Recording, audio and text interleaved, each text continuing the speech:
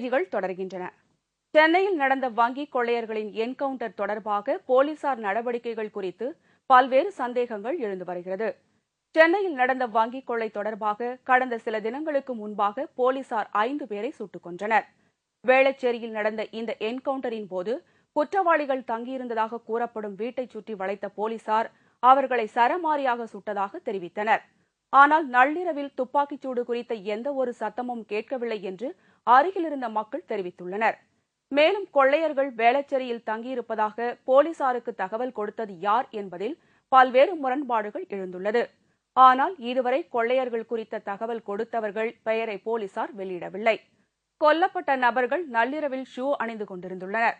நள்ளிரவில் உறங்கும் வேளையில் ஷூ அணிந்து கொண்டு உறங்குவார்களா என்ற கேள்வியும் தற்போது எழுந்துள்ளது. குற்றவாளிகளை தண்டிப்பதற்கு பல்வேறு வழிமுறைகள் உள்ள போதிலும் வேளச்சேரி விவகாரத்தில் போலீசார் கடைபிடித்த நடவடிக்கைகள் பல்வேறு சர்ச்சைகளை எழுப்பியுள்ளது குறிப்பிடத்தக்கது. தேசிய தீவிரவாத தடுப்பு மையத்திற்கு தடை விதிக்க கோரி தாக்கல் செய்த மனுவை சென்னை உயர்நீதிமன்றம் தள்ளுபடி செய்துள்ளது. சென்னையை சேர்ந்த விஜயலட்சுமி சண்முகம் என்பவர் சென்னை உயர்நீதிமன்றத்தில் மனு ஒன்றை தாக்கல் செய்துள்ளார். இதில் தேசிய தீவிரவாத தடுப்பு மையத்தை நாடு முழுவதும் திறக்கும் மத்திய அரசின் நடவடிக்கைக்கு தடை விதிக்க வேண்டும் என்று கோரியிருந்தார். இந்த வழக்கு தலைமை நீதிபதி M.Y. இக்பால் மற்றும் நீதிபதி அருணா ஜெகதீசன் முன்பு விசாரணைக்கு வந்தது. அப்போது வாதாடிய வழக்கறிஞர் மத்திய அரசின் முடிவால் மாநிலங்களின் உரிமைகள் பாதிக்கப்படும் என்றும் மத்திய அரசு அமைக்கும் மையம் மூலம் யாரை வேண்டுமானாலும் எப்பொழுது கைது செய்து விசாரிக்க முடியும் என்பதால் இதற்கு தடை விதிக்க வேண்டும் என்றும் கோரினார். இதையடுத்து மனுதாரரின் வழக்கறிஞரிடம் கேள்வி எழுப்பிய தலைமை நீதிபதி மத்திய மாநில அரசுகளுக்கு இடையே கடித போக்குவரத்து நகல்கள் எவ்வாறு கிடைத்தது என்று கேட்டார். மேலும் மத்திய அரசின் உத்தரவை எதிர்த்து தனிநபர் ஒருவர் எவ்வாறு பொதுநல அடிப்படையில் மனு தாக்கல் செய்ய முடியும் என்று கேள்வி எழுப்பிய அவர் மத்திய மாநில அரசுகளுக்கு இடையேயான பிரச்சனையில் உயர்நீதிமன்றம் தலையிட முடியாது என்று கூறி வழக்கை தள்ளுபடி செய்தார். இது மத்திய மாநில அரசு சம்பந்தப்பட்ட விஷயமாக இருப்பதால் இதில் உயர்நீதிமன்றம் தலையிட முடியாது என்றும் உச்சநீதிமன்றத்தில் தான் மனு தாக்கல் செய்ய வேண்டும் என்றும் உயர்நீதிமன்ற நீதிபதிகள் கூறினர். இதனால இந்த வழக்கை தள்ளுபடியும் செய்தனர். வரலாற்று சிறப்புமிக்க உப்பு வரி சட்டத்தை நினைவுகூரும் வகையில் திருச்சியில் 69வது மத்திய கலால் தின கொண்டாட்டத்தில் ஏராளமானோர் பங்கேற்றனர். 1944ஆம் ஆண்டில் முதலாக விதிக்கப்பட்ட உப்பு வரி சட்டத்தை நினைவுகூரும் விதமாக 69வது மத்திய கலால் தினம் மத்திய கலால் மற்றும் சேவை வரி ஆணையத்தினரால் கொண்டாடப்பட்டது. இந்நிகழ்ச்சியில் காவிரி தாராய் என்ற நூலை வருமான வரி முதன்மை ஆணையர் ஸ்ரீவத் சவா வெளியிட திருச்சி மாநகர காவல்துறை ஆணையர் சைலேஷ்குமார் யாதவ் மற்றும் பாரத மிகுமின் நிறுவனத்தின் செயல் இயக்குநர் A.V. கிருஷ்ணன் ஆகியோர் பெற்றுக் கொண்டனர். சிமெண்ட், பெட்ரோல் மற்றும் கொதிகலன் பாகங்கள் உற்பத்தியினால் மத்திய கலால் மற்றும் சேவை வரி வசூல் சென்ற ஆண்டை விட இந்த ஆண்டு அதிகம் என்றும் தெரிவிக்கப்பட்டது. அரக்கோணத்தில் பள்ளி மாணவ மாணவியர்கள் பங்கு பெற்ற மாபெரும் அறிவியல் கண்காட்சி நடைபெற்றது. அரக்கோணம் நகரில் உள்ள அரசு பெண்கள் மேல்நிலைப் பள்ளியில் நடைபெற்ற இந்த கண்காட்சியில் அரக்கோணம் பகுதியில் உள்ள ஊராட்சி, நகராட்சி, தொடக்க நடுநிலைப் பள்ளிகள் மற்றும் மழலையர் தொடக்க பள்ளி ஆகியவற்றிலிருந்து ஏராளமான மாணவ மாணவியர்கள் கலந்து கொண்டனர். இந்த கண்காட்சியில் சூரியன் மூலமாக மின்சாரம் தயாரித்தல், காந்த சக்தி மூலமாக மின்சாரம் தயாரித்தல் மற்றும் மனித உறுப்புகளும் அதன் செயல்பாடுகள் குறித்தும் விளக்கம் அளிக்கப்பட்டது. நீர் மூலம் மின்சாரம் தயாரிக்கிறது, காற்று மூலம் மின்சாரம் தயாரிக்கிறது, பிளாஸ்டிக் பொருட்கள் மூலம் சாலை பொருட்கள் அதெல்லாம் நிறைய இருந்துச்சு. அதனால எங்களுக்கு ரொம்ப யூஸ்ஃபுல்லாக இருக்குது. இப்போ அரசாங்கம் இன்னும் நிறைய மேம்படுத்தினா எங்களுக்கு இன்னும் நிறைய புழல் சிறையில் செல்போன் உபயோகிப்பதை தடுக்க நடவடிக்கை எடுக்கப்படும் என தமிழக சிறைத்துறை தலைவர் S.K. டோக்ரா தெரிவித்துள்ளார். தமிழக சிறைகளில் கைதிகள் செல்போன் பேசுவதை தடுக்க தமிழகத்தில் உள்ள அனைத்து சிறைகளிலும் தொலைபேசி வசதி செய்ய திட்டமிடப்பட்டுள்ளதாகவும் அதற்கான நடவடிக்கைகள் விரைவில் மேற்கொள்ளப்படும் என்றும் டோக்ரா தெரிவித்துள்ளார். மேலும் புழல் சிறைவாசிகளுக்கு மனக்கட்டுப்பாடு ஏற்பட தியானம், யோகா போன்ற பயிற்சிகளும் தனித்தன்மையை வளர்த்துக் கொள்ள கவிதை, கட்டுரை, ஓவியம் போன்ற பயிற்சிகளும் வழங்கப்பட்டு வருவதாகவும் S.K. டோக்ரா தெரிவித்துள்ளார். மனம் மாற்றுவது ரொம்ப ரொம்ப முக்கியம். அப்படிதான் நாங்கள் பண்ணிட்டு இருக்கோம். ஸோ இந்த யோகா, தியானம் அப்படி செய்துட்டு அவங்களுடைய இந்த கோபத்தை நாங்கள் கொஞ்சம் கொஞ்சமா குறைச்சிட்டு இருக்கோம். நிறைய எஃபெக்ட் இருக்கு. கன்னியாகுமரி மாவட்டம் நாகர்கோவிலில் நடைபெறும் தொடர் கொலை கொள்ளை சம்பவங்களால் பொதுமக்கள் பெரிதும் பீதியடைந்துள்ளனர். கன்னியாகுமரி மாவட்டத்தில் அண்மை காலமாக கொலை கொள்ளை வழிப்பறி சம்பவங்கள் அதிகரித்து வருகிறது. இதற்கிடையே நாகர்கோவில் பகுதியில் தனியார் வேலைவாய்ப்பு நிறுவனத்தில் தனியாக இருந்த பெண்ணை கத்தியால் குத்தி கொலை செய்துவிட்டு அவரிடமிருந்த தங்க நகை மற்றும் ரொக்க பணத்தையும் மர்ம நபர்கள் கொள்ளையடித்துச் சென்றனர். மேலும் அதே பகுதியில் உள்ள ஒரு வீட்டின் பீரோவை உடைத்து 35 பவுன் தங்க நகைகள் கொள்ளையடிக்கப்பட்டுள்ளது. இதுபோன்ற கொலை கொள்ளை சம்பவங்கள் கன்னியாகுமரி பகுதியில் அதிகரித்து வருவதால் அப்பகுதி மக்களை பெரும் அச்சத்தில் ஆழ்த்தியுள்ளது. இந்த வழக்கு சம்பந்தமாக இதுவரை எந்த குற்றவாளிகளையும் கைது செய்யப்படாததற்கு பொதுமக்கள் கடும் கண்டனம் தெரிவித்துள்ளனர். தமிழ்நாடு தீயணைப்பு மற்றும் மீட்புப் பணிகள் துறையின் மண்டலங்களுக்கு இடையேயான மாநில விளையாட்டுப் போட்டிகள் சென்னையில் நடைபெற்றது.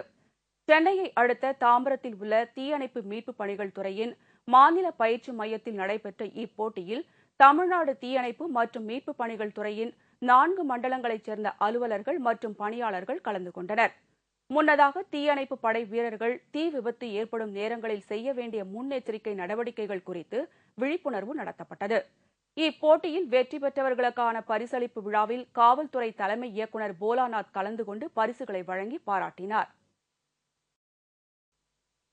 இயற்கை பேரிடர் காலங்களில் அடுக்குமாடியிலிருந்து தப்புவது குறித்து அளிக்கப்பட்ட விழிப்புணர்வு பயிற்சியின் போது எதிர்பாராத விதமாக பெண் ஒருவர் 3வது மாடியிலிருந்து தவறி விழுந்து பரிதாபமாக உயிரிழந்தார். பெங்களூரு நகரில் தீயணைப்புத் துறையினர் நிலநடுக்கம், தீ விபத்து போன்ற இயற்கையான விபத்துகள் ஏற்படும் போது அடுக்குமாடி குடியிருப்புகளிலிருந்து உடனடியாக உயிர் தப்புவது குறித்து பொதுமக்களுக்கு விழிப்புணர்வு ஒத்திகை நிகழ்ச்சி நடத்தப்பட்டது.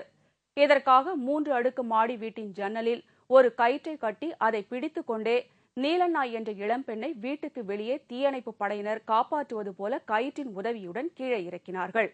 அவரும் கயிற்றை பிடித்துக் கொண்டு கீழே இறங்கிக் கொண்டிருந்த போது கயிறு எதிர்பாராத விதமாக அறுந்து விழுந்தது. இதில் நீலண்ணா பலத்த காயமடைந்தார். உடனடியாக அவரை மருத்துவமனைக்கு கொண்டு சென்றனர். ஆனால் வழியிலேயே அவரது உயிர் பிரிந்துவிட்டது. விழிப்புணர்வு பயிற்சிக்காக பெண் ஒருவர் உயிரிழந்த சம்பவம் அந்த பகுதியில் பெரும் சோகத்தை ஏற்படுத்தியுள்ளது. இந்த சம்பவம் குறித்து போலீசார் விசாரணை நடத்தி வருகின்றனர். விழுப்புரம் மாவட்டம் சங்கராபுரம் அருகே உள்ள பாலப்பட்டு கிராமத்தில் ஏற்பட்ட தீ விபத்தில் பாதிக்கப்பட்ட குடும்பத்தினருக்கு தேமுதிக சார்பில் நிவாரண உதவிகள் வழங்கப்பட்டது. மின் கசிவால் ஏற்பட்ட இந்த தீ விபத்தால் பல வீடுகள் முற்றிலும் எரிந்து நாசமாகின.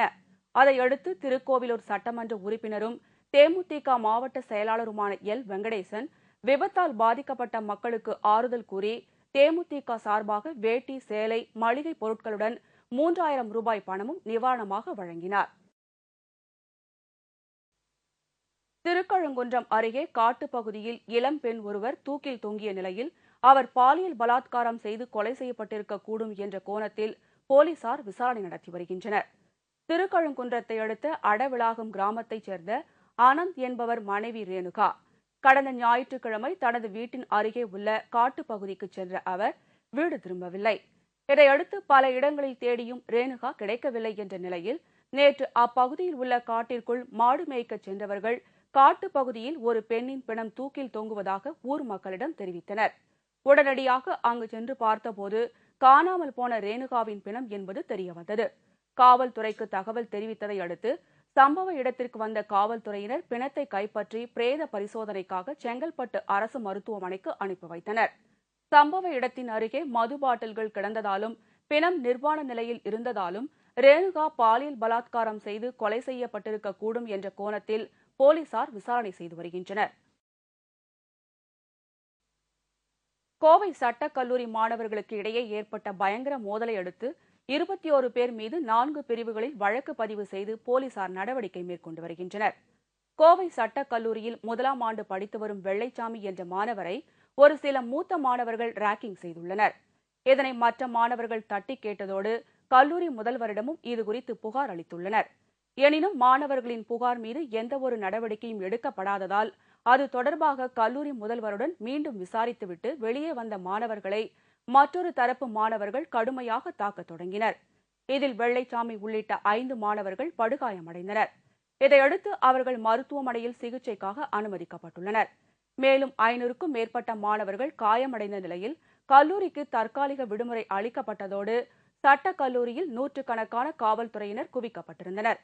இந்நிலையில் 21 மாணவர்கள் மீது சட்டவிரோதமாக கூடுதல் ஆயுதம் ஏந்துதல், இரத்த காயம் ஏற்படுத்துதல், கொலை மிரட்டல் விடுத்தல் உள்ளிட்ட 4 பிரிவுகளில் வடவள்ளி போலீசார் வழக்கு பதிவு செய்து விசாரணை நடத்தி வருகின்றனர்.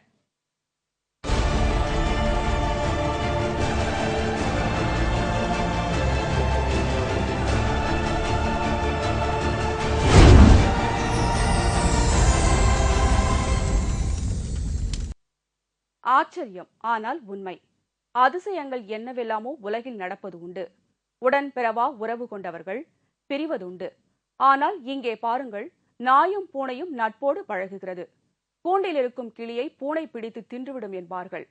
பூனையும் கிளியும் இங்கே நட்போடு பழகுகின்றன. வெள்ளை கிளியின் மீது பூனைக்கு அத்தனை பாசம். இவை ஆச்சரியம்தானே?